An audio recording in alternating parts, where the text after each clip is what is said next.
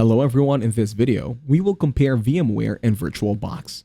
VMware and VirtualBox are both widely used virtualization platforms, each offering distinct features suited to different user needs. VMware is renowned for its robust performance and stability, making it ideal for enterprise environments and demanding workloads. It provides advanced features such as VM snapshots for managing virtual machine states and integrates seamlessly with VMware's broader ecosystem, including VMware Sphere or Scalable Virtualization Management. On the other hand, VirtualBox stands out as open-source software, freely available for a wide range of operating systems, including Windows, Mac, Linux, and Solaris. It is known for its user-friendly interface, making it accessible for individual users in smaller organizations. VirtualBox offers essential virtualization capabilities, such as snapshot support and virtual networking, albeit without the extensive feature found in VMware's commercial offerings.